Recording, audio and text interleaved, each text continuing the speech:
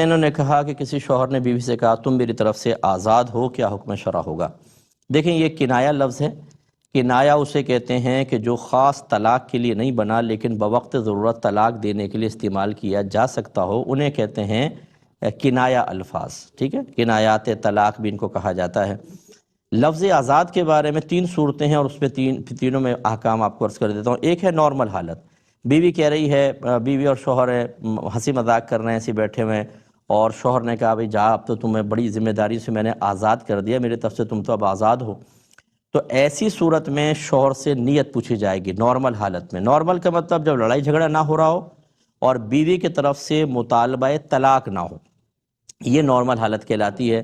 اس میں شوہر کی نیت ضروری ہے۔ اگر وہ قسم کھا کر کہہ دیتا ہے کہ میری طلاق دینے کی نیت نہیں تھی تو طلاق واقع نہیں ہوگی، اور اگر وہ قسم کھانے سے رک جاتا ہے، مثلا اس نے آزاد کا لفظ کہا تو بیوی گھبرا گئی، اس نے کہا قسم کھاؤ، شوہر کہتا ہے میں قسم نہیں کھاؤں گا، اس صورت میں طلاق ہو جائے گی، یاد رکھیں، چاہے اس کی نیت نہ ہو۔ اس لیے قسم کھا لینی چاہیے، اگر نیت نہیں تھی تو قسم کھا لیں، ایک صورت یہ۔ دوسرا یہ ہے کہ اگر بیوی مطالبہ کر رہی تھی کہ مجھے چھوڑ دو، بس اب میں تمہارے ساتھ نہیں رہ سکتی، اس نے کہا اچھا جاؤ تم میری طرف سے آزاد ہو، یہ لڑائی جھگڑا چل رہا تھا، چاہے مطالبہ طلاق نہ ہو، غصے کے اندر شوہر نے کہا جا تو میری طرف سے آزاد ہے، ان 2 صورتوں میں چاہے شوہر کی نیت ہو یا نہ ہو طلاق واقع ہو جائے گی، اور اس میں شوہر سے حلف بھی نہیں لیا جائے گا۔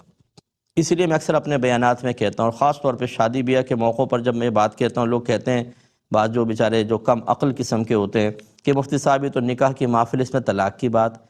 تو اصل میں طلاق کی بات تو ہم صرف طلاق سے محفوظ رہنے کے لیے کر رہے ہیں، اور اگر ہم یہاں طلاق کی بات نہ کریں یا مختلف مقامات پہ نہ کریں تو آپ طلاق سے شاید محفوظ نہ رہ سکیں۔ تو جو میرے بھائی یہ سن رہے ہیں یا ہماری بہنیں کہ شوہر نے کبھی آزاد کا لفظ کہا ہو، تو خدا را فوراً سے پیشتر کسی اچھے مستند اہل سنت سے متعلق مفتی صاحب سے فتویٰ طلب کر لیں، یعنی شرعی حل اس کا پوچھ لیں کہ اس کا کیا حکم ہے، کیونکہ بعض اوقات اس میں طلاق ہو جاتی ہے، اور یہ وہ طلاق ہوتی ہے جس میں نکاح فوراً بریک ہو جاتا ہے۔ اب اگر آپ کو دوبارہ ساتھ رہنا ہے تو جدید مہر کے ساتھ جدید نکاح کرنا ہوگا، نیو مہر نیو نکاح، اور اگر نہیں کریں گے تو آپ کا ساتھ رہنا گناہ کی صورت ہوگی۔